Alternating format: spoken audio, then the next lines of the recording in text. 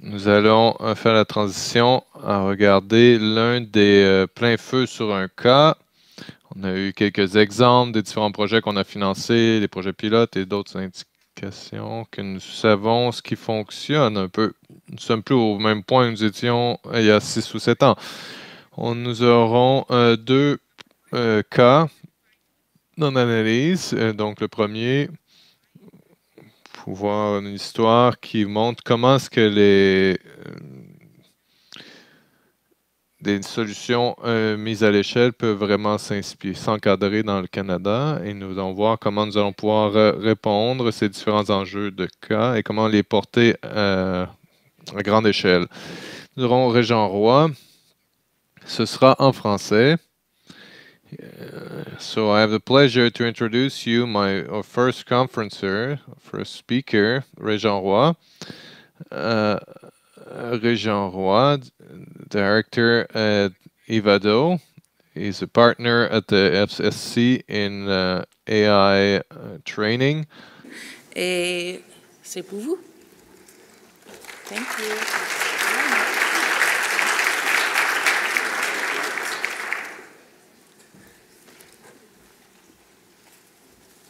Bonjour à tous, bonjour à toutes. Encore une fois, ma présentation sera en français.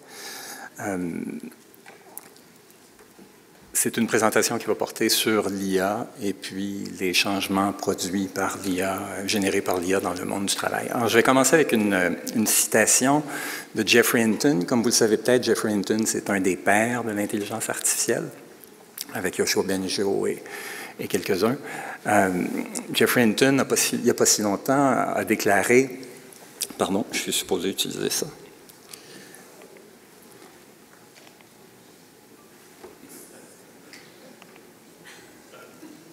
Il y a quelque chose qui ne va pas, là.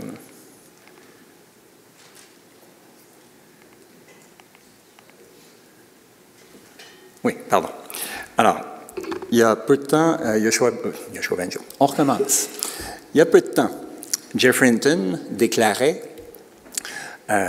étant donné les grandes avancées produites par l'intelligence artificielle, préparez-vous à devenir plombier. Ce n'était pas la première fois que Hinton se prononçait sur la question de l'IA et du travail. Il y a quelques années, 2016 à peu près, Hinton avait, je vois très mal les diapositives, Hinton avait dit, si vous êtes radiologue en ce moment, songez sérieusement à changer de profession, puis on devrait en fait cesser de former des radiologues. Alors, Hinton s'est trompé en 2016. En fait, le nombre de radiologues va augmenter dans les années qui viennent. On s'attend à ce qu'il augmente de 25 à 40 % d'ici 2050. Puis, il s'est probablement trompé aussi quand il nous dit à tous collectivement de devenir plombier, parce qu'en fait, ce qu'il faut comprendre, puis vous le savez possiblement, c'est que quand on fait un travail, en réalité, ce qu'on fait, c'est qu'on réalise un ensemble de tâches. Alors, c'est vrai qu'on soit adjointe administrative, professionnelle ou travailleur manuel, on fait un ensemble de tâches dont certaines pourront être automatisées à l'aide de l'IA. Dans certains cas, on réalise des tâches qu'on pourra réaliser plus efficacement avec l'IA. Puis, dans certains cas, l'IA n'aura pas un grand effet sur la manière dont on réalise les tâches qui nous incombent. Alors, en rouge, on voit des tâches qui pourront être automatisées grâce à l'IA. En bleu, on voit des tâches où l'IA servira de levier. Puis en gris, c'est des tâches qui, encore une fois, continueront d'être réalisées à peu près comme elles le sont actuellement, IA ou pas. Le fait que l'IA aura des effets sur l'automatisation, que l'IA pourra servir de levier, puis que dans certains cas, elle ne sera pas un facteur déterminant, ça signifie au total qu'il y a évidemment des emplois qui vont disparaître. Alors, dans les Amériques, là, les Amériques combinées, ce qu'on peut penser, c'est qu'il y a à peu près 140 millions d'emplois, selon une étude de l'Organisation internationale du travail, 140 millions d'emplois qui seront affectés assez sérieusement par la montée de l'IA. Sur ces emplois-là, il y a les emplois, vous voyez du rouge, là, il y a les emplois qui seront éliminer probablement, parce qu'encore une fois, l'IA sera utilisée pour automatiser des tâches réalisées par les travailleurs. Et puis ensuite, il y a du bleu, il y a du jaune. Ça signifie que l'IA va certainement venir modifier la manière dont les travailleurs font leur travail. Donc, Hinton s'est probablement trompé, mais ça ne signifie pas qu'il n'y a pas beaucoup de travailleurs qui seront affectés dans les Amériques, dans les pays en voie de développement, dans les pays plus riches, au Canada, par la montée de l'IA. Alors, au Canada, là, on peut estimer en gros 1 million de travailleurs qui seront très sérieusement affectés par la montée de l'IA parce qu'elle va venir automatiser les tâches qu'ils réalisent, puis 5-6 millions de travailleurs fortement affectés aussi par la montée de l'IA parce qu'elle pourra venir transformer la façon dont ils font leur travail. Ça signifie qu'on a un gros défi devant nous. Hein? Il faudra former beaucoup de gens. Puis ce défi-là, il faudra le relever très rapidement. Alors, vous êtes peut-être au courant qu'il a fallu 5 décennies pour tirer pleinement avantage des bénéfices de l'électricité. Hein? Entre le moment où l'électricité a été inventée à la fin du 19e siècle, puis le moment où vraiment dans le secteur manufacturier, on a pu en tirer profit, il s'est écoulé 50 ans. Il a fallu, pour en tirer profit, revoir la façon dont les usines fonctionnaient. Hein? Elles fonctionnaient par le passé avec la vapeur, elles fonctionnaient avec l'électricité, il a fallu revoir les processus, il a fallu revoir la manière dont on embauchait les travailleurs, la manière dont on formait les travailleurs. Il a fallu amener un paquet de changements socio-organisationnels. Et les amener, ça a pris beaucoup de temps, encore une fois, 5 décennies. Évidemment, on n'a pas 5 décennies pour s'adapter à la montée de l'intelligence artificielle. Il faudra faire beaucoup plus rapidement que ça. En fait, les chantiers qui nous attendent, c'est les suivants. Je les passe rapidement, là. On devra très certainement réfléchir bien davantage à la manière dont l'IA va venir changer les travailleurs, le travail réalisé par les travailleurs, la façon dont les travailleurs travaillent, et ainsi de suite. Il y a des études qui ont déjà été menées. Le CCF, par exemple, a subventionné ou soutenu la réalisation d'une étude sur les impacts de l'IA sur les travailleurs du Québec. Ce genre d'études-là, il faudra en réaliser un plus grand nombre, puis il faudra en accélérer la réalisation. Je pense notamment à des études sur la manière dont l'IA va affecter la progression des jeunes travailleurs. On voit déjà qu'on leur offre parfois moins de stages que par le passé.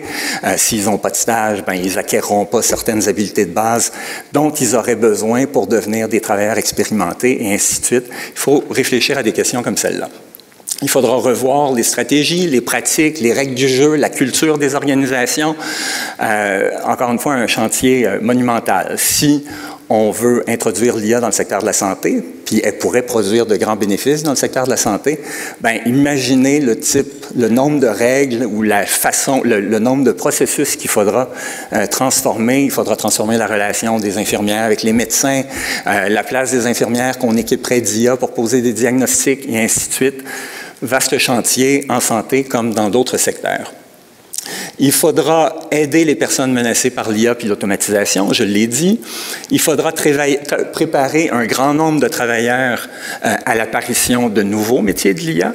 Alors, Ivado, par le passé, avec le soutien du CCF, a notamment mené des projets qui ont consisté dans la création de grands cours massifs en ligne pour former des experts en apprentissage profond, par exemple, en apprentissage automatique.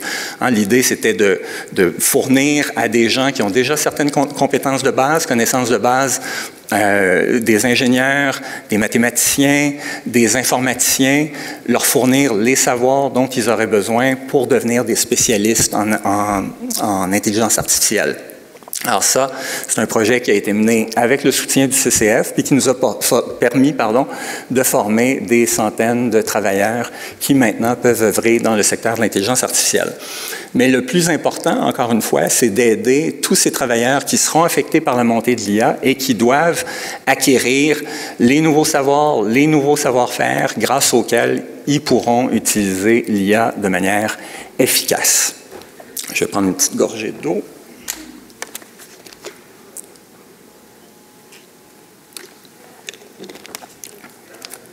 Alors ça, c'est un vaste chantier. Encore une fois, on a commencé chez Ivado puis dans d'autres organisations à s'attaquer ce défi-là, mais je dirais que le grand défi, c'est de le faire à grande échelle. Chez Ivado, si on prend notre exemple, on est une petite équipe, on n'est pas tant que ça en formation, et puis on reçoit beaucoup d'appels d'organisations qui veulent être formés à l'IA, qui veulent former leurs travailleurs à l'IA.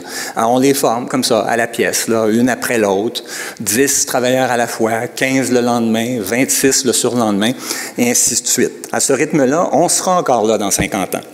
Il faut vraiment trouver des façons d'accélérer la cadence. Et puis, c'est ce qu'on essaie de faire en misant sur des modèles d'apprentissage en ligne ou en misant aussi sur des modèles où on forme les personnes qui pourront ensuite former les personnes qui formeront d'autres personnes.